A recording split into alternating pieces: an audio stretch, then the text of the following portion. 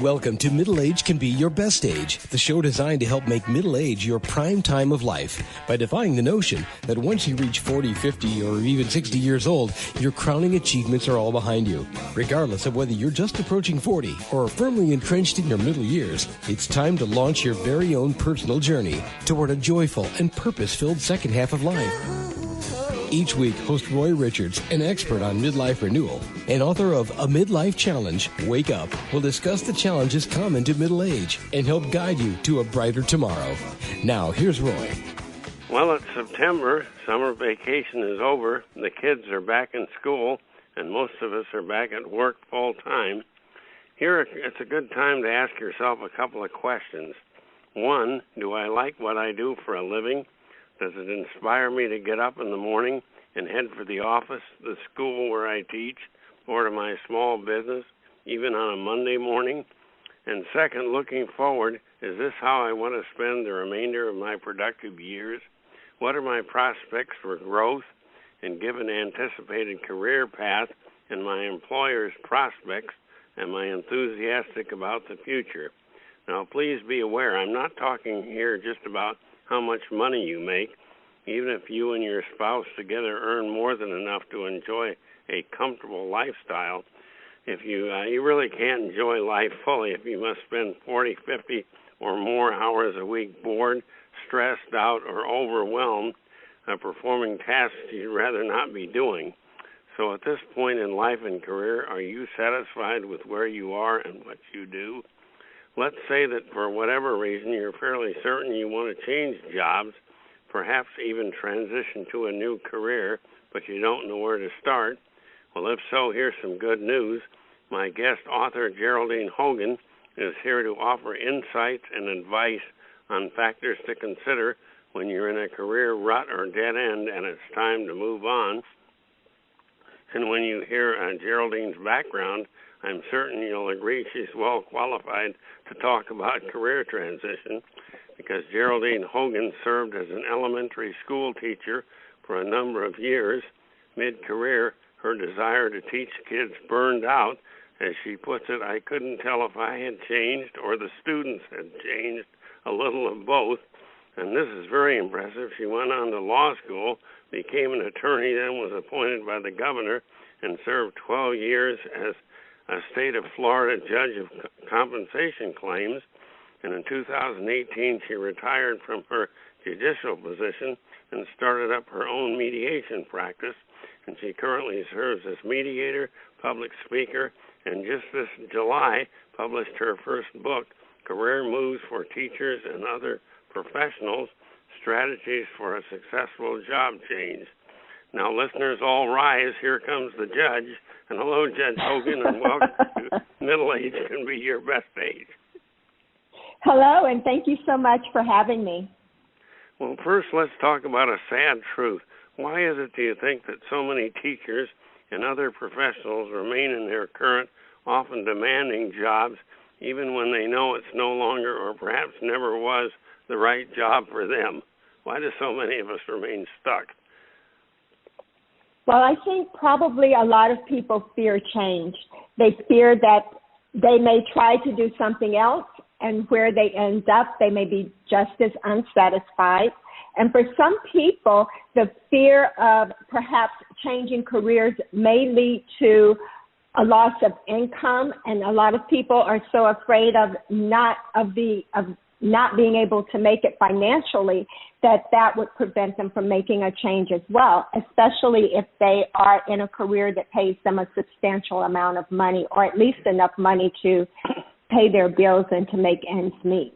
Yeah, that's very true. Sometimes, even if you're not satisfied with where you are, where you are looks less threatening than where you might be if you quit your job and tried something else. I can see what you're saying. Well, in your book, you reveal that you always wanted to be a teacher, even as a young girl, and it appears that you were one of those fortunate few adults that was earning a living pursuing your dream vocation. What were some of the factors that robbed you of your job satisfaction and led you to transition to another profession? I think one of the things was the fact that I enjoyed working with children. As a teacher, I always taught young children. I taught elementary school, and before that, I actually worked as a preschool teacher. Oh, they're a lot I think more some fun. of exactly. So I enjoyed working with children, and in fact, I still enjoy working with children. But I think the demands of teaching, the requirements of testing, the actual realities of what I was doing on a day-to-day basis were not consistent with what I really enjoyed when I considered becoming a teacher. And the longer I taught and the more demands on student testing, even for very young children, I started to feel that it was not I lost my zeal. I didn't have the same joy that I had when I initially started out in the profession. Well, to become an attorney, you needed to return to school to get a law degree, and as a possible guide to others who need additional education, how were you able to finance this schooling? Did you earn your law degree through night school while you remained a teacher, or were you able to afford law school full-time? And did you apply for and receive financial aid, dip into savings? Just how were you able to do that? Actually, it was a combination of two things. I did apply for and receive a student loan, and my husband and I also went into some of our retirement funds in order to fund law school. And of course, it was helpful that you had a husband that was earning money while you were in school, I guess. That made a big difference. Exactly. But the majority of the financing for law school was through student loans, which we were able to pay back and continue to move on. But actually, it's interesting because when I first considered going to law school, I thought that I would go to school part-time and continue to work part-time. Yeah. And unfortunately, I attended law school at the University of Florida, and they only accept full-time students. So had I known when I started the process that I would have to completely stop working, I probably would have thought twice. So I'm kind of glad that I didn't know until I had made up my mind to go and was actually accepted. Oh, that was great. Yes. Well, you tell us that a bigger salary is not the primary reason why a huge number of teachers have left the profession. And what do you believe the primary reasons for their exit? Probably the same reason you left, but what are some of the other reasons why so many teachers leave, and other professionals for that matter? But I think it's a couple of things. I think it's primarily when you don't enjoy what you're doing, you're going to look to do something else. I think money can only go so far. So when I think about it, and it's interesting because a few weeks ago I had a young lady call me, and she was actually in tears. And she was a teacher. She had been teaching for more than 13 years, and she did not want to go back to her job. And the summer was ending. It was time to start school in a couple of weeks. The teachers had to go back a week before the students came back. And she called me and she just broke down crying. She said, I cannot go back. And it was not about the money. It had absolutely nothing to do about the money. One of the problems that she had was a problem with her principal, her school administrator, and the work environment that she was going back to. So I think what I've heard from teachers, it's not so much the money, it's the administrative staff that they have to work with. And in the state of Florida, there's such a high pressure and high demand on student testing that obviously when the school administrators are under the pressure to have their schools perform, then that pressure is going to trickle down to the teachers. The teachers have as much pressure as the students by that test then. Absolutely. The students don't do well, the teacher doesn't rate well. But in Chapter 3 of your book, it's titled Fear, and based on your personal experience and that of others, what are some of the things that folks contemplating a new job or career are most fearful of? And more importantly, can you offer suggestions on ways to counter and overcome that fear? Exactly. I think first and foremost, there's a fear of failure, and that sometimes will prevent a person from even trying to do something else. Yeah. And I always say that to fear failure is, it's like if you don't try, you're in the same boat as if you tried and failed.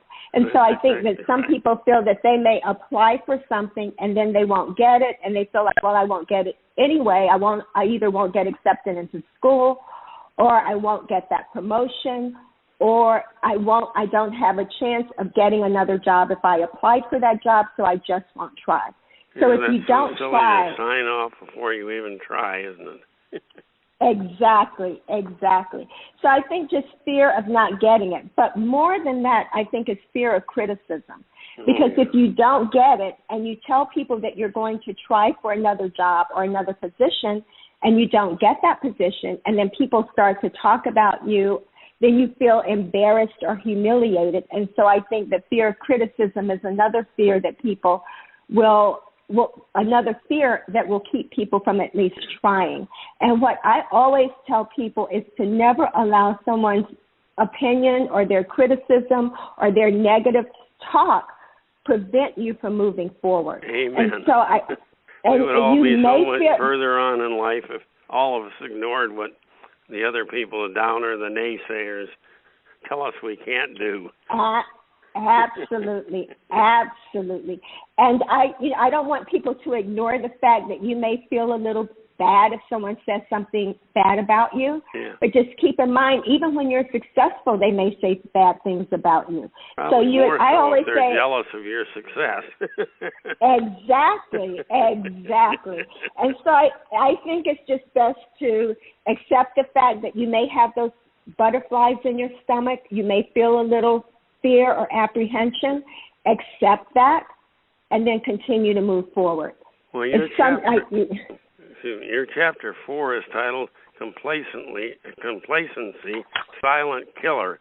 And I looked up the word complacency in the dictionary, and it was listed as a feeling of contentment or satisfaction, gratification. And this sounds positive. How in the world can complacency be a silent killer? If we're content or satisfied with what we presently have or do, it would seem an ideal choice to continue on our current path. That's an interesting question. I think what happens is that a lot of times we know that we can do more, that we can offer more, that we have skills and abilities that would allow us to serve our communities more, and we know that we just have more in us. But because we're comfortable, because things are okay, they may not be perfect, but they're okay, we tend to stay put. We stay where we are. Yeah. And sometimes, notwithstanding your definition, sometimes we know that it's time for us to move on. And by staying in that particular situation and not moving on when we know that it's time to do so, sometimes our performance at work will actually suffer. We're not giving it our best because we know that we're okay. It's like a pair of comfortable shoes. They feel good. They're comfortable. I'll just keep them on and stay where I am. And some people know within their heart it's time for them to move on.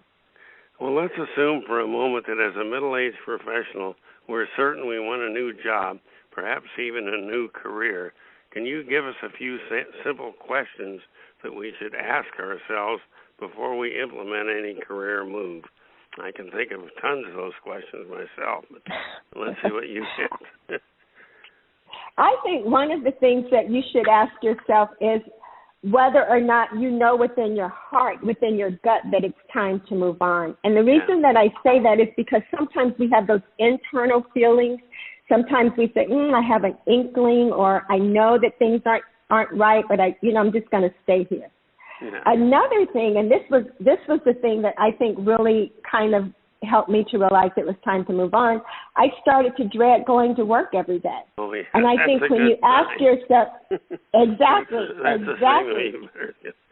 Move on. Exactly. So when you start to ask yourself, you're driving to work and it's like, I really wish that I did not have to go to work today. If it's 1 or 2 days, that's understandable. Yeah. But if you start to realize that you're having more days where you're dreading going to work than you're actually looking forward to going to work, then that would be a sign that it's time for you to move on. Yeah, I've had a couple of jobs where I really look forward to going to work on Monday, but I've had so many that I didn't, and I can see what you're saying there for sure. Absolutely. And then I think once you realize that it's time for you to move on, then you have to start asking yourself, what is it that I want to do? And for me, I actually asked myself, what was it about teaching that I enjoyed? And one of the things that I enjoyed was just standing in front of a group of people telling stories. They were little people, but they were people, and I enjoyed telling stories. I enjoyed teaching.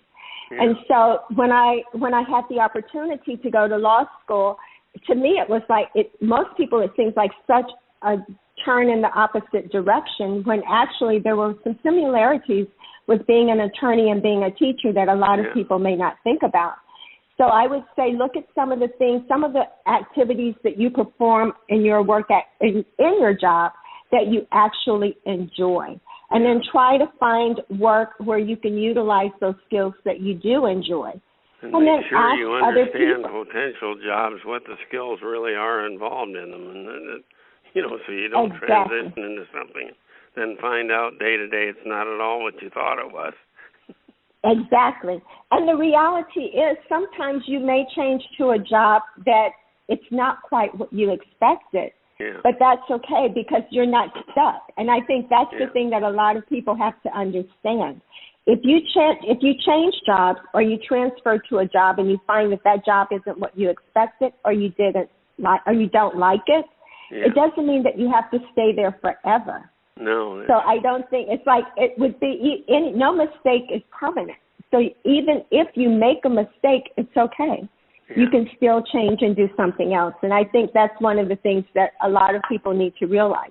I think younger adults see that a little bit more than people my age who were, we grew up and my parents worked jobs for 30 years and retired. And I think that's kind of what people expect.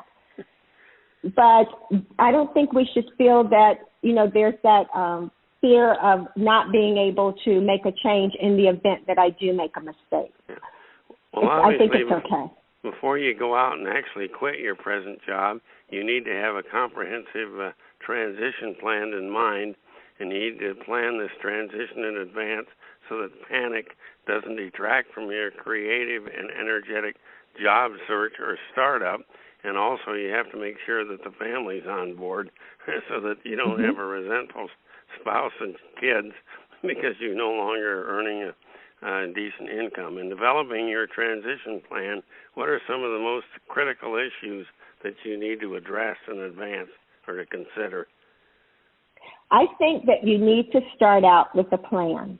I think you need to talk to people who are doing what you intend to do so that you can prepare as best you can. Yeah. But I don't think you may not have all the I's dotted and all the T's crossed. You may have some unexpected things to come up, and I talk a little bit about that in the book, about unexpected. Yeah. You may have some unexpected things to happen, and there are obstacles that may come up no matter how well you plan. So I think you need to have a plan to start out. You need to have a goal, you need to have a plan, and then you need to start to take action on that plan. Yeah. But know that things may change. Yeah, there's nothing more disappointing than to think you really aced an interview and it's a job you really want and then somebody else gets the job. Or your financing falls through for a business startup. I've had both those happen a few times back in the past, and it's very tough to get up off the ground and start in full-fledged, energetically again to look at other things. But exactly, but think about it, but you were able to do it, right? Yeah, eventually you were able to get up and you were able to move on, and that's that's why I put the quote at the end of the book about no matter what happens, keep moving forward. Yeah, because you may apply for a job and you may not get the job and you may be disappointed. But that's okay. Just keep going, keep trying, keep moving. Don't allow a disappointment or even a failure to keep you from moving forward and trying again. And I think that's one of the things that I would encourage. Then trying, giving up, and then you're even less satisfied with where you are. You may have even quit your job, and you have to do something, but you certainly don't want to test the waters and you're still unhappy and you give up early in the game and end up right back where you started, only more disillusioned. But well, if we may, let's talk about your brand new book, Career Moves for Teachers and Other Professionals. Initially, I want to confirm that your book is not written strictly for teachers, but other professionals as well. If I'm a financial analyst in a large corporation and I'm in a rut, will this book help me out also?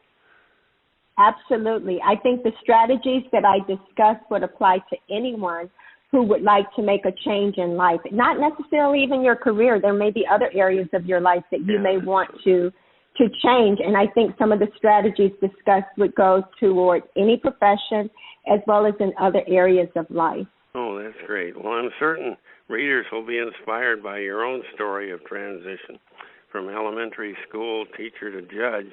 But does your book also contain specific tools and suggestions that listeners can use to plan and implement their own job search or career transition? Do you have some practical tools in there? Absolutely. And some of them, just to give you a few, I suggest that if you know that you want to make a change, that you start creating a plan. And in creating that plan, you will want to talk to other people who have done or are doing what you would like to do, that you start to do research, that you read about other positions that are available, that you sometimes you may want to make a point of talking to and reaching out to people. Sometimes they may not be people that you know, but don't be afraid to call and ask them just to meet with you. Invite someone to lunch, talk with them about what they're going to do. Isn't it amazing that most everyone like that you ask for help is eager to help someone else? It's just human nature, I think. It makes you feel good when you're helping someone else. But I know one of the things I recommend is that you may even want to produce an ideal position description, obviously not getting into specifics if you don't know the company or something, but write out the kind of job you'd really like to have in a formal position description so that it kind of inspires what you're looking for. And it will help you when you're interviewing for positions, when you've already thought through what you're going to do, because the interviewer will see the enthusiasm that you have when you're talking about your particular qualifications or your desire to perform the particular job that you're interviewing for. Well, where's the best place for our listeners to go to preview and purchase your book, Career Moves for Teachers and Other Professionals?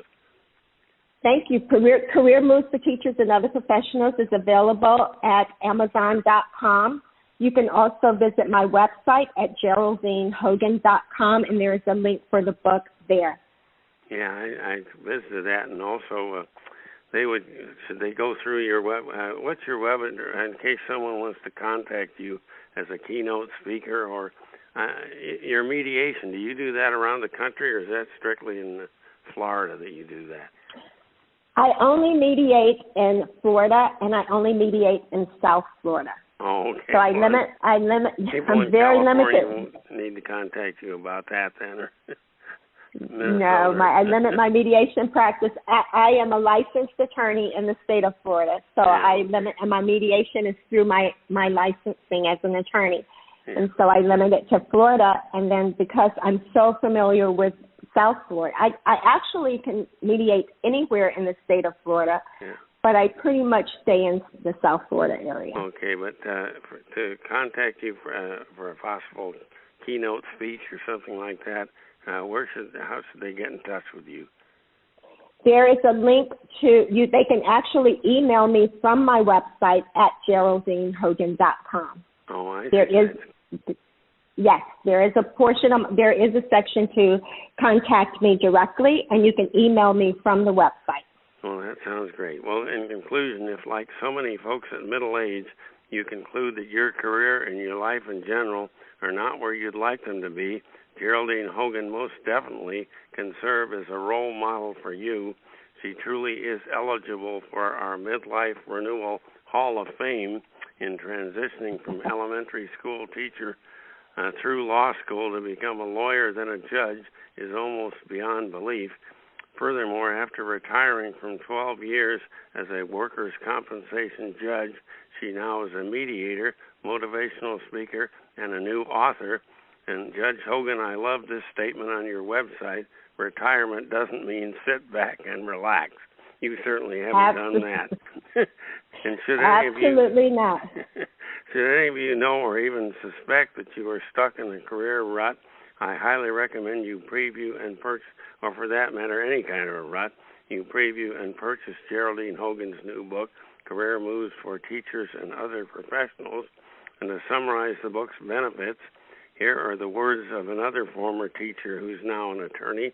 Within the pages of this book, you'll have the opportunity to brainstorm, reflect, and start taking steps necessary to transition into the career or job that meets the needs of your evolving life.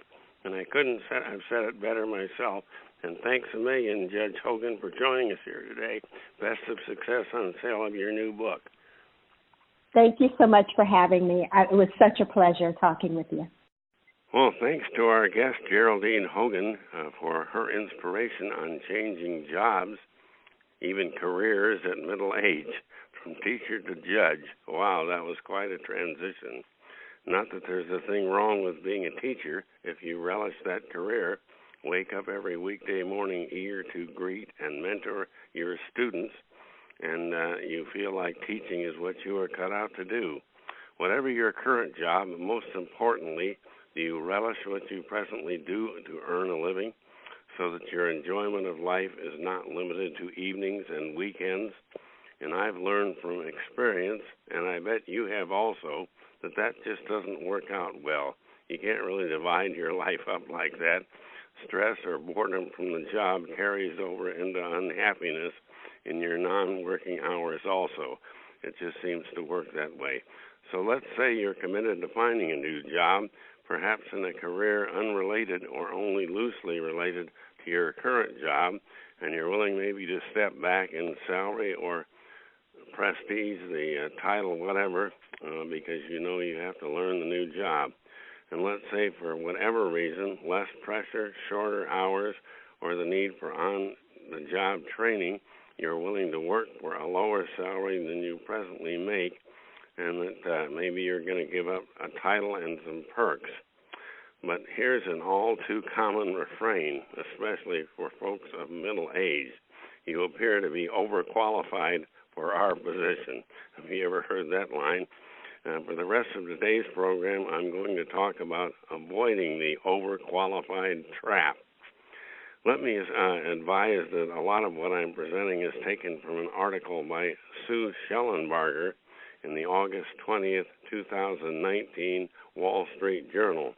In the article, she cites a 39-year-old executive with a successful record as a senior vice president who has been laid off, let's say, in a corporate takeover a few months ago. She doesn't care about matching her former title. She just wants a challenging job where she can learn and grow. And she was shocked recently when a recruiter told them that she was too senior for an opening that matched her skills and experience almost perfectly. Truth is, few obstacles are more perplexing for job seekers than being told you're overqualified. You may have learned that firsthand. I'm sure I did a few times. But here's a quirky truth. Many people wrongly assume that a power-packed resume is a surefire ticket to a job. And get this, Oliver Hall, an assistant professor of organization theory and strategy at Carnegie Mellon University, and several colleagues tested hiring managers' willingness to make an offer to two candidates for a corporate finance job. Both of the candidates had elite college degrees, but one candidate had a stellar record heading a 10-person team financing $1.5 billion transactions. The other had a much smaller team doing deals about 1/10 the size. And guess what? Hiring managers were more likely to offer the job to the candidate with a less impressive record. The reason? According to the researchers, the managers assumed the candidate with the more stellar resume wouldn't be committed to the company or stick with the job as long. Also, the boss might feel threatened by the more qualified candidate, fearing that the new hire might be so outstanding that they'd take over the boss's job. Others fear that a job seeker with a turbocharged resume won't play well with others, so for sure as heck don't come across as a prima donna. It sounds crazy, but some hiring managers fear loading up a team with too many A-plus players because they might compete against each other rather than cooperating to benefit the whole team. Sounds crazy, doesn't it? But that was what they found. And oh yes, let's face reality.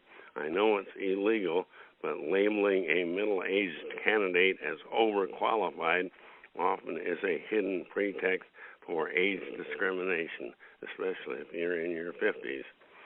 Isn't that crazy? Sounds like to get certain jobs that you're clearly qualified for, you may need to hide some of your accomplishments behind your back. So how best can you overcome these obstacles in order to get hired and then launch a new career with a target employer?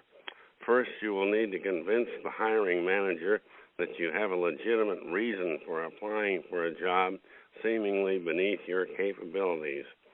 Do you have a legitimate reason for leaving your present employer and stepping back, maybe gaining more time for family care duties or recovering from burnout? Maybe you're just stressed out from working too long and too many hours in the job. Are you truly ready to take a major pay cut? I know one hiring consultant said he's highly skeptical of any candidate who says they're willing to take a 25% pay cut. And I can vouch for that. Once in my life, after being out of work for several months, I had been an executive and the company was taken over. I accepted a 30% pay cut and was totally miserable in my new job. Not only did I not have the responsibility, but I just didn't have the money that I was used to having, and it wasn't a good fit. But here's the second requirement. You need to demonstrate enthusiastic understanding and genuine compassion for your prospective employer's mission and for the job's functions that you're going to be performing. This requires you research both the employer and the job so you can explain what excites you about both. Demonstrated passion is especially important if you can sell your skills and enthusiasm to a young firm with an outstanding potential. In effect, then you're trading upfront earnings for potential long-term benefit, as the company grows and prospers, maybe even a share of the equity. But before we go, here are a few suggestions on avoiding the overqualified trap. One, explain up front why you're applying for a position that's seemingly beneath you. Hit the subject head on, in other words. Enthusiasm over long-term prospects and commitment to company mission may be convincing reasons. Second, research the job and the employer in depth so that you can explain how they match both your qualifications and your career objectives. You are my targeted employer for the long term, in other words. That's the message you want to convey. Third, be consistent in all the interviews during the day. If you spend a day interviewing for a job, be consistent in the reasons for applying for the job. Don't speak out of your mouth on one side with one manager and give a different message to another one. Be likable, not just to your target boss, but to every employee you meet who is a potential member of your team. Ask questions as an intelligent but not overbearing person, giving the impression that you can contribute, but most certainly you have a lot to learn and you want to learn more about the company. Show openness and flexibility by talking about things you need to learn. There is nothing wrong at all, though, with pointing out similarities from your prior experience and how you can assist others as members of the team. And line up reliable references who will vouch for your teamwork skills, team building skills, and commitment to employer mission. Those references are so important in something like this. And finally, network with contacts who also know some key insiders at your target employer. All those are good ways to overcome the overqualified trap. Bottom line in all this, don't kid yourself and don't try to fake it. Truth of human nature, the grass always looks greener on the other side of the fence, doesn't it? But there's no way you will be satisfied for long in moving to a dead-end position in another employer that pays far less than you have been making and offers little prospects or hope for raises, promotion, growth, and development. A dead end is not going to make you happy for the rest of your career. And if things don't work out and you're miserable in the new position, you'll have far less leverage in trying to move again. You'll look flighty at that point. But let's end today's program on a positive note. It is possible to transition to a less stressful and more satisfying position, even if you earn less. You know, we began this program today by talking about an elementary school teacher who transferred into a lawyer and a judge. Well, here's the opposite transition from a corporate marketing executive to a teacher. I had a friend who gave up a highly responsible corporate job to teach high school. The reason, as a high school English teacher, my friend had ample hours to complete and promote his new mystery novel. And writing fiction had always been his lifetime ambition. Like my friend, I trust a number of you will take those steps necessary to pursue your passion, whether they be working or whether they free up more time for a hobby like writing, what he always wanted to do. And he's a very happy man now, and he did complete that novel, by the way, and hopefully it's a big success. Whatever the short-term sacrifice, it's certainly worth putting yourself on the right career track. But yes, be sure your spouse and kids are on board before you make a major move like that, because they're probably going to have to sacrifice some, and you don't want family squabbles. Now, why can't we do what we used to be able to do? But that's our program for today. Tune in again next week. Bye for now. From Middle Age Can Be Your Best Age. You've been listening to Middle Age Can Be Your Best Age, hosted by Roy Richards, an expert on midlife renewal and author of both A Midlife Challenge, Wake Up, and Wake Up, Captain and Crew, Restart Your Engines. You can learn more about Roy and his Middle Age Renewal Training System by visiting his website, middleagerenewal.com.